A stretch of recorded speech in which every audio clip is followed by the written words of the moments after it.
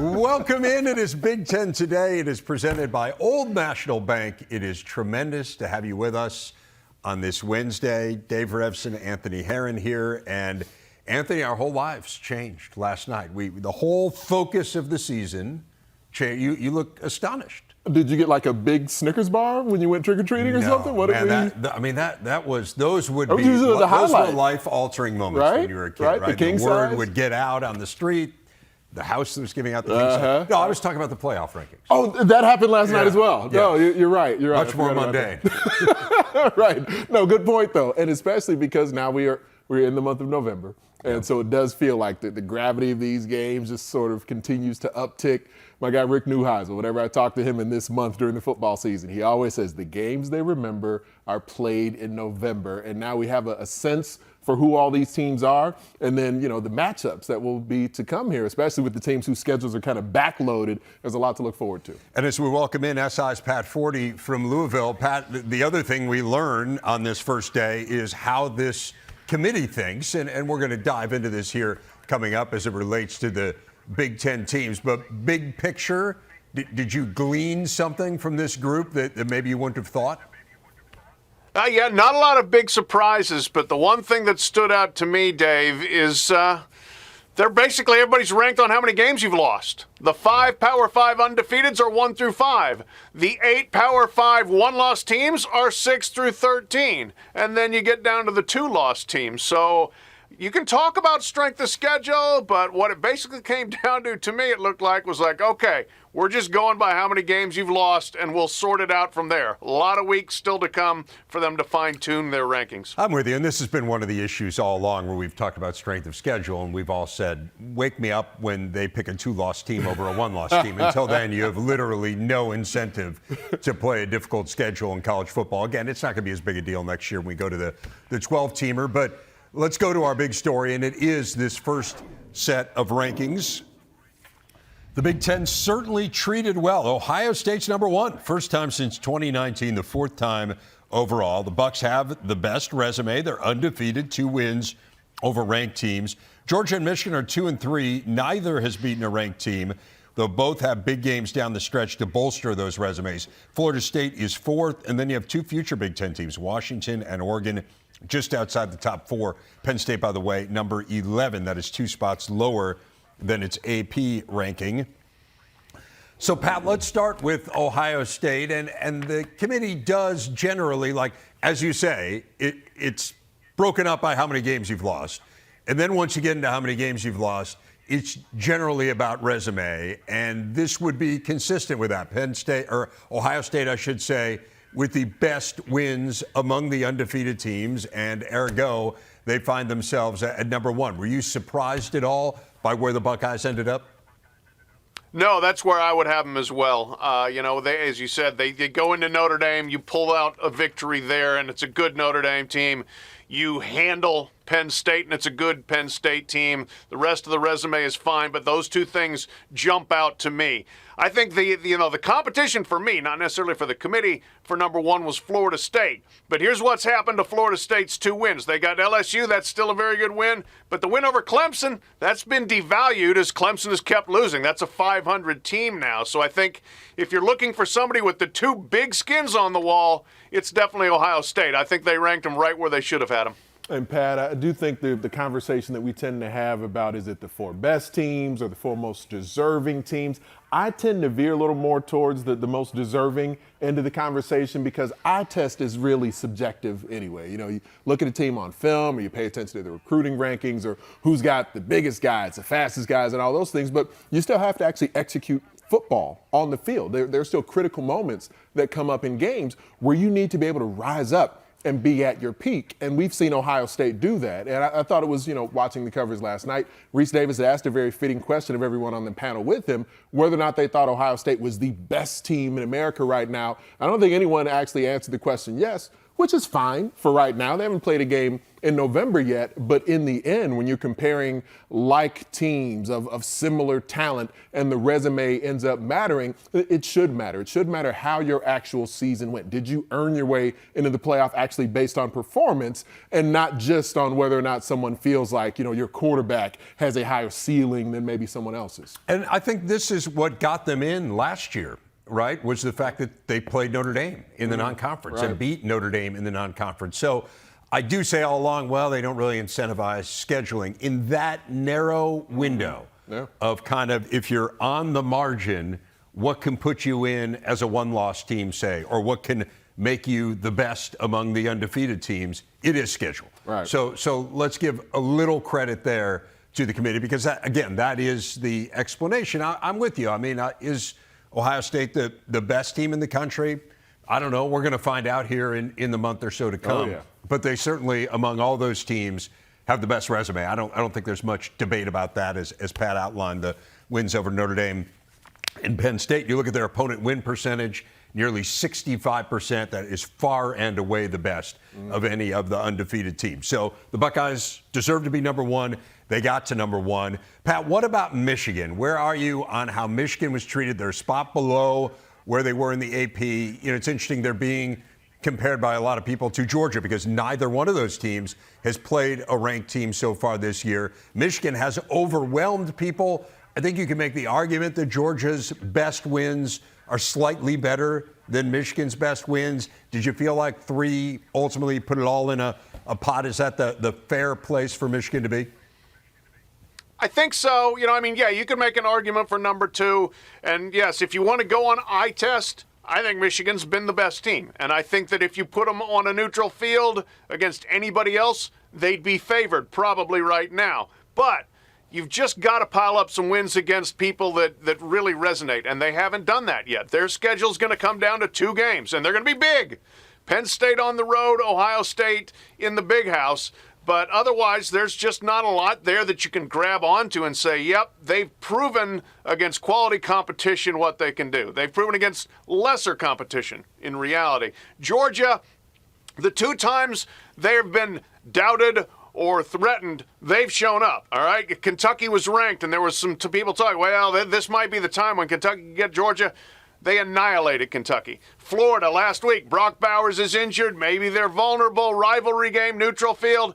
They wiped out Florida. So Georgia, I think, has shown a little bit more. And now Georgia's heading into a stretch of 3 straight ranked opponents that's going to help their strength of schedule a little bit more. So it's all going to play out here in the next few weeks. But I think Michigan probably, you can make it a case for them at 2, make a case for them at 3. Doesn't really matter, but I like them at 3 right now.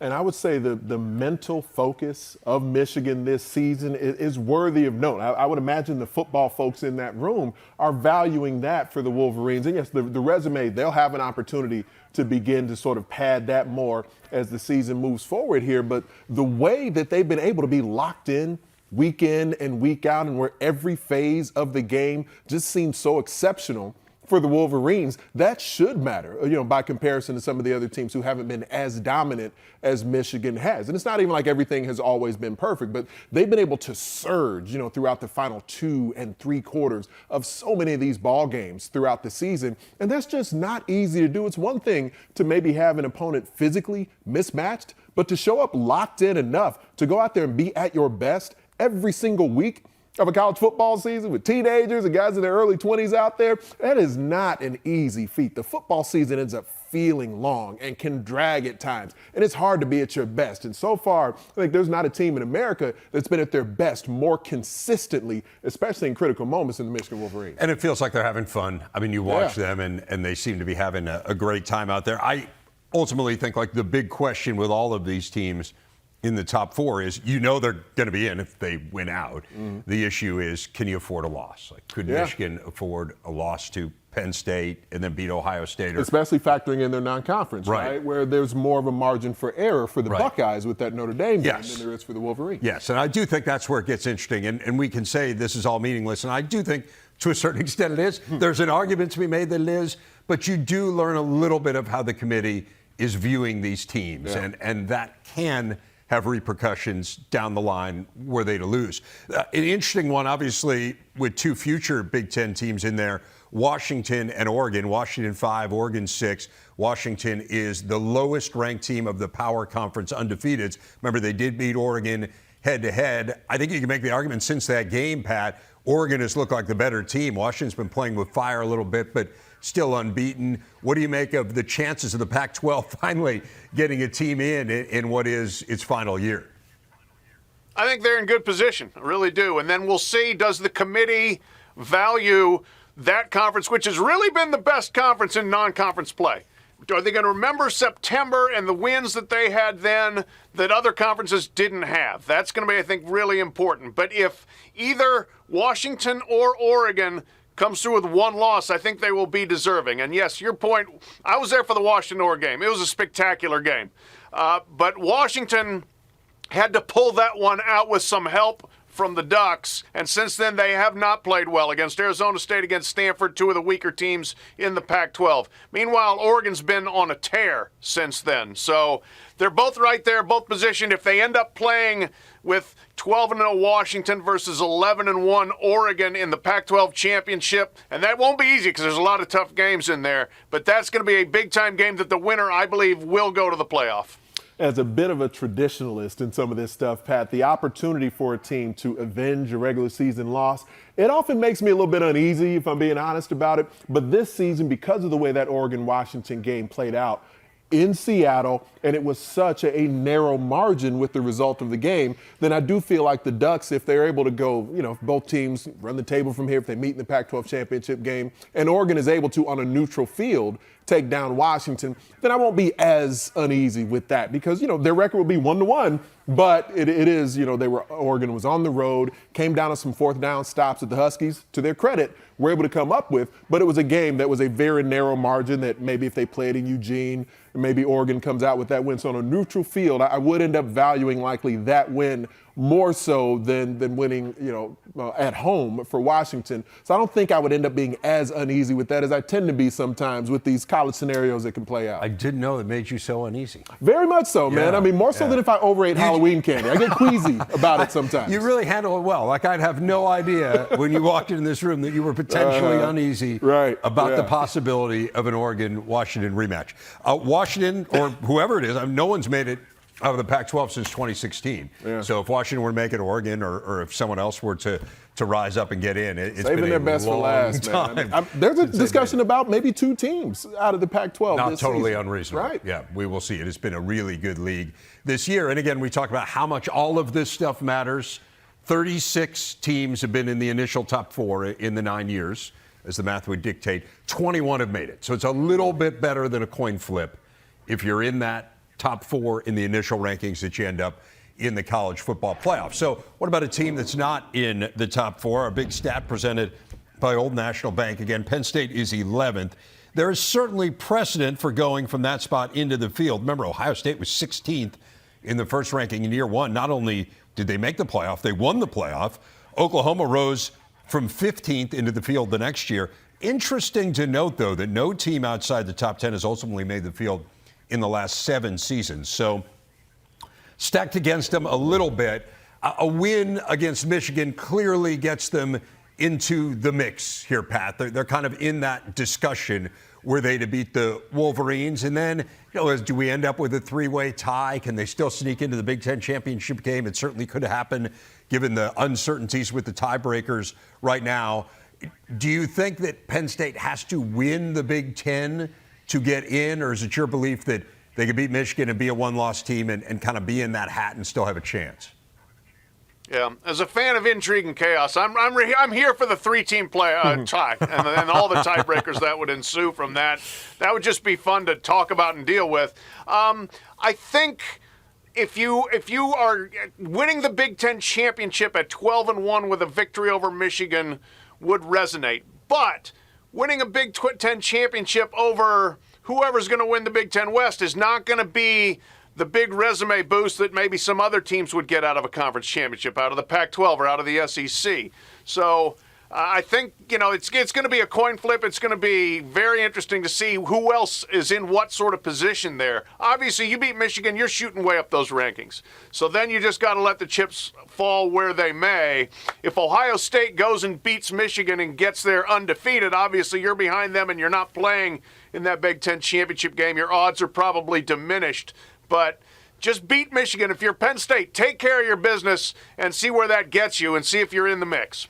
And is there a phase of the game where you just look exceptional? We know how great that Penn State defense is. So if the offense is going to be something that folks look at in State College and kind of say, like, the offense is good enough, but not elite level, then that defense has got to be at their best. They have got to be at their peak week in and week out. There's got to be highlight reel level plays if Penn State doesn't win the Big Ten, which they still most certainly could. If they beat Michigan, if they go on, win the Big Ten, they're going to be in as a one-loss team. There's no doubt about that. But if they don't win the conference, that's where that eye test that we talk about, four best, four most deserving. Do you look like one of the four best? Because this is a season that is so deep, like we just referenced, with the potential for multiple Pac-12 teams. You never rule out the potential for multiple SEC teams. And then you got the ACC and the Big 12 that will certainly be a part of that conversation for highly ranked teams also. This is a field that's as open as it's been in the decade probably of the college football playoff. I would agree with that wholeheartedly. I mean, I think you can go pretty deep with teams that you think still have an argument. You're talking about multiple teams from one league. Remember,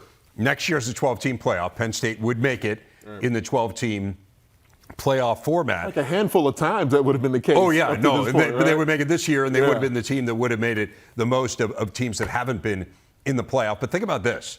Of the 12 teams that would be in where we are currently, in the 12-team playoff next year, 5 are teams that are going to be in the Big Ten next year. 5 are going to be teams that are going to be in the SEC. So 10 of the 12 that would be in right now are in those two leagues. Now, obviously, that couldn't happen next year because you're going to have automatic bursts from conference champions, so you're not going to be able to get 5 and 5. But it still tells you how strong those leagues are going to be starting a year from now. So much more to come. Hoop season tips off Monday on both the men's and the women's side. You've got 7 women's games. You can see 5 of them on Big Ten Plus. It includes number 3 Iowa hosting FDU, 14th ranked Maryland as Harvard, Purdue visiting number 4 UCLA, a future Big Ten member. 7th ranked Ohio State gets things going, though. The first regular season game of the season against another future Big Ten member in USC, game that'll be played in Vegas. And that gets us to our big interview, and it is the head coach of the Ohio State women, Kevin McGuff, who joins us. Coach, let's talk about that matchup first, and just this event in Vegas. It's really neat. You've got 4 games, 2 women's games, 2 men's games. You got a lot of high-level games here. What's the difference in preparation when you start a season against a team as talented as USC? Yeah, it's going to be a real challenge for us. USC is very talented. They've got a great coach. They had one of the best off seasons of any team in the country. They added 3 Ivy League transfers that are all going to be very impactful for them. So we've got a great roster. We know we're going to be in for a challenge. And you're right, it's going to be a great event, so we're happy to be a part of it. 28 wins last year. You made your deepest NCAA tournament run in about 30 years. Put that season into perspective for us, making it to the Elite Eight and having all of the success that you guys did a season ago.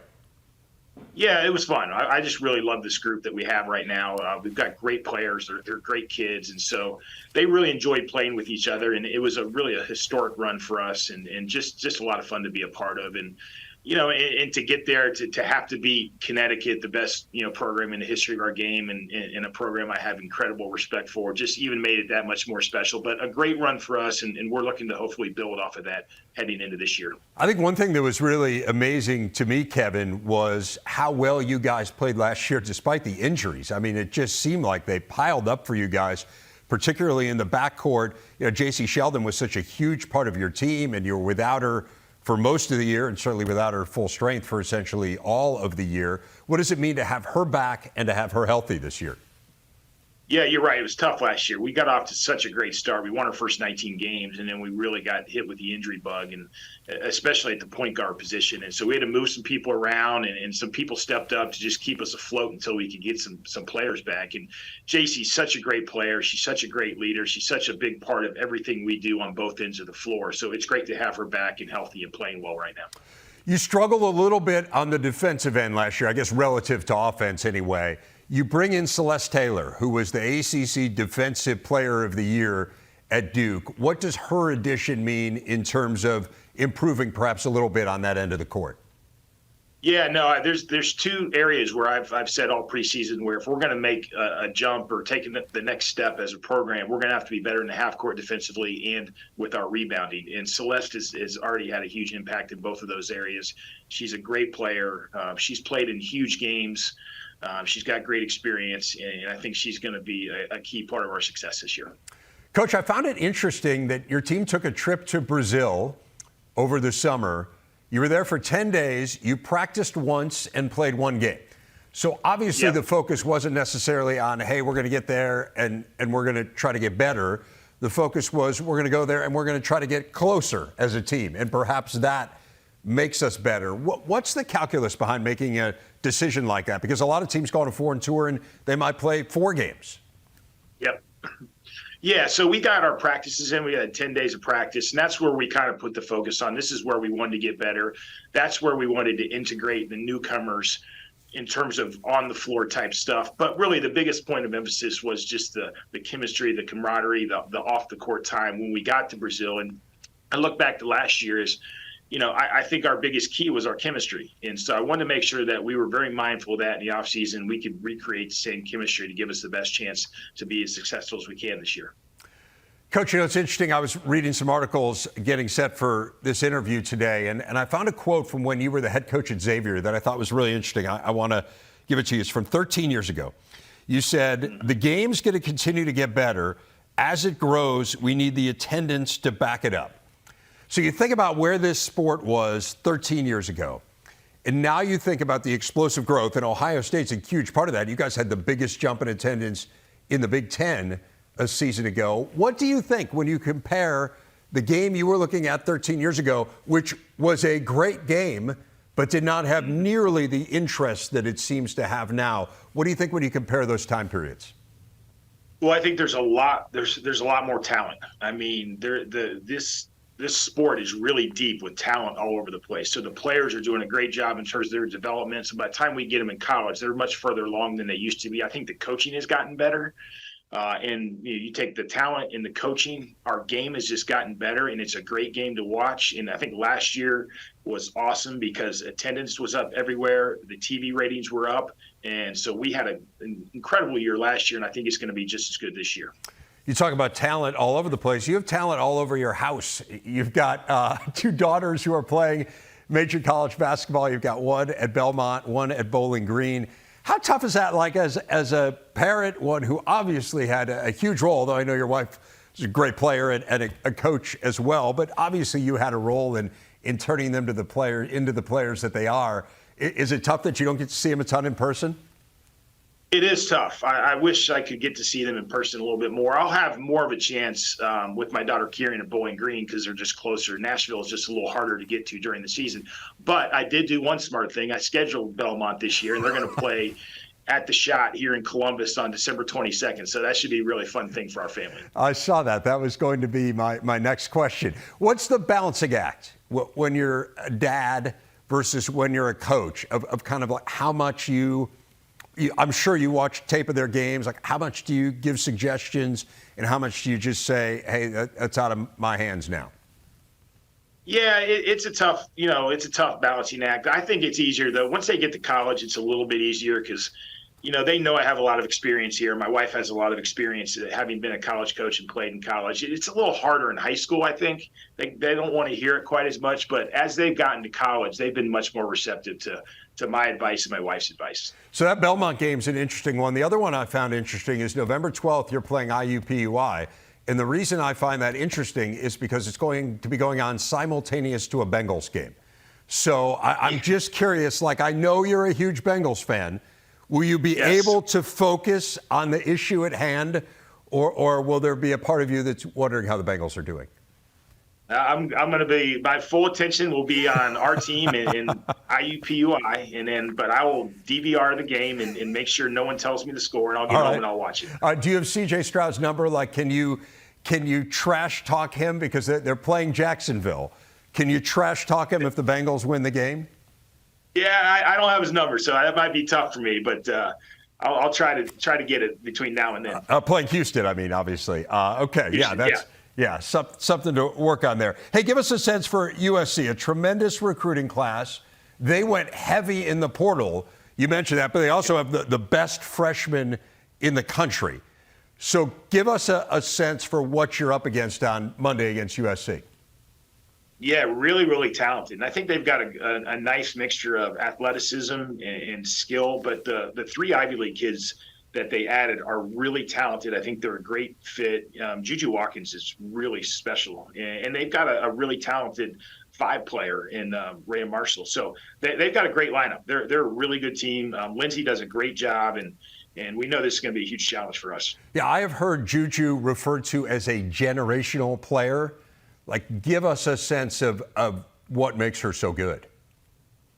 You know, she's long and rangy and athletic, and she's got a great skill set. She plays really hard for a young player, and just a really tough matchup. She can score at the rim. She can score from the three-point line. So she's really got all the tools to be just a spectacular player. You know, it's interesting to me. You obviously know the Pac-12 well. You were the head coach at Washington before you got the Ohio State job. What will the addition of these teams mean? You look at the women's programs at all four of these schools, and they historically have been really good. What does it mean to bring in these four programs in terms of strengthening what's already a tremendous league? Yeah, I mean, I think we have the strongest, deepest conference in women's basketball, and it's only going to get tougher. I mean, because all four of those programs are excellent. They've had recent success. They recruit well. They've got great coaches. So it's going to just make what's already just a gauntlet of a Big Ten schedule even tougher. Well, we are certainly looking forward to it. I know it's going to be a challenge for all the coaches. We're going to have Lindsey Gottlieb coming on later in the week as well to get the USC perspective on this one. But should be a fabulous event and a great game on Monday in Vegas. Coach, really appreciate your time. Thanks a lot for taking the time out to join us. Yeah, our pleasure. November is upon us, as we have discussed, and so we have tasked each one of you with giving us some players that you think could be critical down the stretch. So 3 each. Pat, I'm going to start with you. Where are you going with number 1? I'm going to the most obvious choice on the board, Marvin Harrison Jr. That is bold, yeah. Yeah. Out on a limb there, I know. But look, he has a chance to be in the Heisman Trophy discussion. He has a chance to carry his team to the college football playoff. He's the best receiver in the country, might be the best overall player in the country, having a phenomenal year. You know, he had the game against Indiana and the game against Notre Dame when they were able to shut him down to a degree. Other than that, nobody else has, and I think Ohio State's done a better job of just finding ways to get him the ball. One out of every 6 catches for him has been a touchdown. Amongst guys with 40 receptions or more, he leads the country with 18.5 yards per catch. He's just a big play waiting to happen. Matchup nightmare. Get him the ball, see how far he can take the Buckeyes. And Pat, actually, my first player probably correlates with yours a bit because TreVeyon Henderson being back in the lineup for the Buckeyes, it should continue to open up even more opportunities for Marvin Harrison Jr. But I think that's for the totality of Ohio State's offense and what TreVeyon Henderson can end up meaning to them. 207 total yards that he had in returning to the lineup for the first time since the game against Notre Dame, and being a guy who takes pressure off of an offensive line that we've all been wondering how much will they continue to grow and mature throughout the season. Take pressure off of a young quarterback, as we've all been wondering. What is the ceiling for Kyle McCord? How consistently can he end up playing the position, especially in some of those critical moments that he's come through? But to occasionally be able to just turn around and hand it off to a player with the combustible abilities of TreVeyon Henderson, that allows him to have a mental and a physical break as a quarterback, or occasionally just a swing pass out of the backfield. And I think Henderson, it's been a limited time on the field somewhat this season, but when he's out there, he plays his best football. I think the creativity in the open field is beyond what we saw from him as a younger player. The burst was so impressive. Think about this. Their first 7 games, they had 19 runs of 10 yards or longer. That was last in the Big Ten. They had 6 in the game against Wisconsin. Pretty good defense. Right, yeah. 5 of those were Travion Henderson. So, I mean, he just gives them a dimension that I don't want to say you forget what a difference he makes, but I mean, it's been out of the lineup a lot. Yeah, I mean, it's significant. He's a big-time back. There's a reason that he's on a lot of All-American lists. Okay, so those are the first 2, both Ohio State players. Where are you going after that, Pat? Well, I'm going to the Big Ten West, and who's going to win this thing? It might depend on your backup quarterback, at least compared to where you started the season and where you are now. You got 3 of them out of the 4 teams that are tied for first. Braden Locke at Wisconsin, Heinrich Harburg at Nebraska, and Deacon Hill at Iowa. We are headed to a string of very conservative, low-scoring games that's going to decide that division. Can any of these guys rise up, make some plays, whether it's with their legs, whether it's with their arm, to win a game? You're going to need 1 or 2 big plays here or there amongst these low-scoring field position games from one of these quarterbacks. So I want to see who's going to rise up. Harburg, I think, has shown the most upside so far. He's played well both as a runner and a passer at times for Nebraska. And, Pat, I like the way our lists are kind of correlating with each other a little bit. I'm not going with one of these potential backup QBs, though. To me, it's a starter in Taulia Tagovailoa. And the way that Maryland is in a really rough stretch right now, 3 consecutive losses, and a couple of them of a really surprising variety, I think the resume of Taulia Tagovailoa is set. The all-time leading passer in program history. The leading current passer in the Big Ten. He's playing extremely well this season. What's maybe missing a bit from the resume, and a guy who's led Maryland out of a very difficult stretch for the program, and now back-to-back bowl games, back-to-back bowl wins, an opportunity for the first time in 15 years to make 3 consecutive bowl games. It would be the first time in program history to win 3 consecutive bowls. But he doesn't necessarily have that one big pelt on the wall to be the quarterback who's taken down one of these mammoth brands in the conference, and that will still present itself with multiple opportunities remaining for Taulia Tagovailoa this season. And if it happens, it not only positively impacts Maryland's program, but then shapes the college football playoff conversation as well. And he's the variety of player who can get that done, and if he does, then it'll have some reverberation. And let's be fair, it's not all on Taulia, right? Yeah. I mean, they haven't won a game against a ranked conference team since they've been in the Big Ten. Right. But to your point, he's 0-10 as a starter against ranked conference opponents. So do they figure out a way to get one of those wins, maybe to offset the surprising defeats at the hands of Illinois and Northwestern? And I was tasked with choosing a player. I followed the rules. Pat doesn't always follow the rules. That's true, yes. He took half a division. He did. He took a lot of guys there in the second one. Yeah. We're going to need one player. Can I get one player from you, Pat, for your final choice? Look, when I'm a rogue out here, an outlier in a studio, I can do whatever I want. You can't really control me from Chicago. I'm going to send someone to Louisville. That's the situation. Yeah, right. Knock you into shape. But yes, yeah. I will try to go along now with the protocol here. Okay. And my one other player, Kyle Monangai, my man crush for this season from Rutgers, the running back there, has just been such a workhorse for them, getting them to 6 wins. He's a yard behind Braylon Edwards now. Braylon Allen, the leading rusher in the Big Ten, and he's going to have to slam his head into 3 straight brick walls here. Ohio State, Iowa, Penn State, tough defenses. He's had a week off to rest up, heal up maybe a little bit. He's the engine that makes Rutgers go. 6 wins is good. 7 or 8 would be great. Can he carry Rutgers that far? And for him being such an engine for Rutgers on offense, and it feels like their defense maybe feeds off him as well, Cooper DeJean is a guy who I think has an even more resounding impact on everything that happens with the Iowa Hawkeyes. And we know what there was the potential to have happen that last time he was on the field, that magical moment at Kinnick Stadium that ended up being for naught. But, man, when he's on the field, every time he's covering someone, every time he's back to field a punt, the stadium just comes to life. He can electrify a stadium anytime he touches the football. And for the Iowa Hawkeyes, they're going to need, I think, to win the Big Ten West, assuming the offense continues to be what we've seen the last couple of years, they're going to need Cooper DeJean to be someone who takes over games. I'll continue to beat the drum, put him on offense. Put him on offense. Doesn't feel like it's going to happen. Punt returns have been hard to come by against Northwestern. They've given up 7 punt return yardage all year. 7 yards. It's going to be at Wrigley, though. The wind's a little different at Wrigley. We'll see. I mean, again, like you're talking about a guy who every time he touches the ball, the entire stadium holds its collective breath. He is an exciting player. Tonight, we got a volleyball doubleheader, a top 20 showdown to start things off between Wisconsin and Purdue. Then it's Illinois hosting Northwestern. Coverage begins at 7 Eastern, powered by Unleaded 88, only on the Big Ten Network and the Fox Sports app. As we have alluded to, a time or three, it was Halloween. Last night there were a lot of witches out and about, and so we're gonna play off of the witch theme, a little double entendre for you. We're gonna go to the WHICH witch. Ah, yes. 3 witches. 3 questions starting with which. And Pat, the first one is, which Big Ten team should be on upset alert this weekend? I may be breaking protocol again here, but I've got 2, and I'm going to start with Iowa. We talked about before the commercial break the importance of Cooper DeJean, whether they should play him on offense. I certainly think they should. Northwestern will be happy to see him if he's still on defense and special teams. Northwestern's impressed all of us with their resilience this year, their ability to stay in games, and they've got something to play for, something to fight for down the stretch here. So I think Iowa needs to be on upset alert there.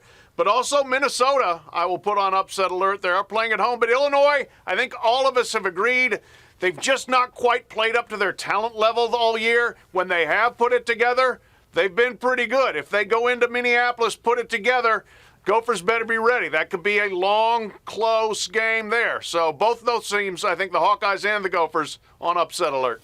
I really appreciate you using resilience as opposed to resiliency. I do think that gets misused by some, so I respect the fact that you use that properly, Pat. He is a professional writer. He is. Yeah. He is. I mean, the English Let's language give the man a is his specialty. little bit of credit. Yes, which I do enjoy. But I'll be a team player. I'm going to go with 2 games also. I'm going to start with Penn State. I'm putting the Nittany Lions on upset alert in this one against Maryland. The Terps squad on the whole, there was a lot to work with there. I was talking about Talia Tagovailoa and his excellence earlier in the show, but you've got a backfield that is deep and talented. You have a defense, and to me, that defense against Penn State's offense, that can potentially be a big advantage, perhaps, when you look at the performance of each side of the ball there and the way that, like, Donnell Brown and Jayshon Barham have begun rushing the quarterback as of late. I think Penn State needs to be making sure they're locked in for that one. And Wisconsin against Indiana, that's one that I find really intriguing also because of how banged up the Badgers are at quarterback and running back and defenders who've been playing through a few things here as of late. And Indiana kind of quietly has started to play a little bit better, not just in the previous game against Penn State, but really last couple of games. Even against Rutgers, they had some nice moments there. Haven't sustained anything, though, so Wisconsin's got to be careful. So there are 7 games on Saturday. We've officially put 4 teams on upset alert. Oh, man, it's November. Got to watch out. More than half of the teams we're casting a wide net here. This will be a tougher exercise next year where we have 18 teams. Yeah, right? to get to half. I'm going to put my foot down. We're not going to allow you guys to put whatever it would be. The entire conference on alert. Yeah. 6 teams, 8 teams on upset alert out of 18 next year. Which coach, our second which here, Pat, which coach should get more credit than he's getting? Well, I think he's gotten a pretty good amount of credit, but I think still more is due for Jim Knowles, defensive coordinator at Ohio State. He took a bit of a beating last year after what Michigan did to them. This year's defense is so much better, so much more locked in. It feels like they've really synced up with what Knowles wants to do in terms of pressure packages, in terms of, blitzing and coverages and all those sorts of things. They're just a really buttoned up unit. They're able to get pressure up front. They're able to cover. When they tackle well. They don't miss a lot of tackles. So I'm super impressed with what Jim Knowles has done with that group, and that's why Ohio State is where it is, number 1 in the playoff poll rankings. Without a doubt, I could not agree with you more about Jim Knowles, all the credit that he deserves for this season. He's certainly starting to get some of that heaped on him.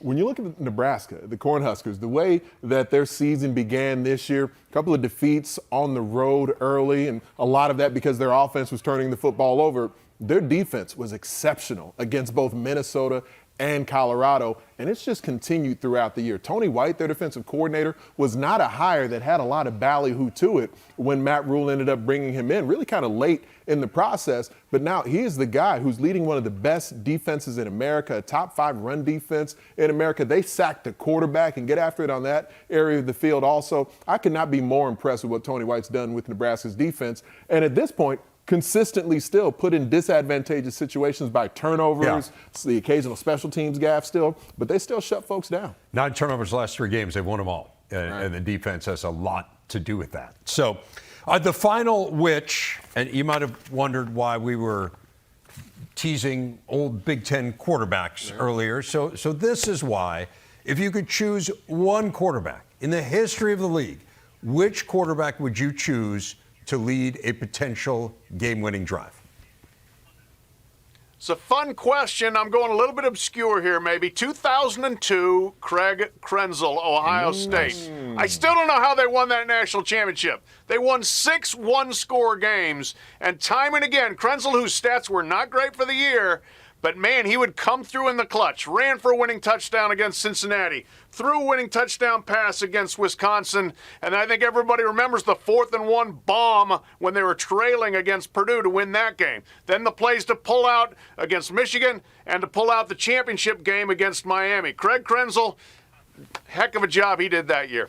I mean, if you're going to go with the Buckeyes, I may as well go with that team up north. And this one, I guess, has a little bit of a personal flavor because Tom Brady wasn't he was not a Hall of Fame caliber collegiate quarterback, but he was a guy who led several game-winning drives in his time with the Michigan Wolverines. I was victimized by one of them in Iowa City. He came to Kinnick Stadium. There was a look in your eyes. Man, I mean, we thought we were going to take down a great Michigan squad at Kinnick, and I think it was like 1998, and it was a guy sacked Tom Brady. We had the defense just humming, shutting down Anthony Thomas, and then here's Tom Brady, just this guy on the scouting report. He's not that great. You'll chase him down, run the hoop. He's really slow. He just methodically works down the field, leads a drive late in the fourth quarter. Michigan comes out with the win, and that's just who he continued to be throughout the bulk of his career. He did it for decades. He was that same guy for decades. It just happened to lead to Super Bowl wins as opposed to a win at Kinnick. I would like a copy of the scouting report that included the phrase, he's not that great. Yeah. If you had that, right? I mean, you see these sometimes, right, online. You know, original scouting report of Mickey Mantle. He's all right. That was essentially the entire report on Brady. Yeah. All right, that was Worked fun. out okay for him. Thursday, the Big Ten Women's Soccer Tournament semifinals taking center stage in Columbus. Nebraska squaring off with Wisconsin, followed by Penn State against Iowa. Live coverage begins Thursday, 5 Eastern, presented by TIAA, only on the Big Ten Network and the Fox Sports app. It is time for Anthony's Impact 5. It's simple, it's straightforward, and yet it is profound this week. Top 5 teams in the Big Ten. Let's count them down, Letterman style, starting with number 5. You toss it to me Letterman style. You know we got limited time. I got to call it Seacrest style, but at number 5, I think this is a position in my Impact 5 that has a lot of different names that can be jumbled in there. Minnesota right now, the Gophers, are the squad that I would actually say is at 5th spot. You know, a couple other teams who can be in that conversation, but Minnesota, for the way they've played as of late, are my number 5. At number 4, Rutgers. And feels like we haven't seen them on the field as much as of late, but it's because they recently had a bye. The Scarlet Knights, so what they're doing defensively and what I think they're starting to do in maturing the quarterback position in a rather responsible way. I've got the Scarlet Knights at number 4. Number 3 for me is Penn State.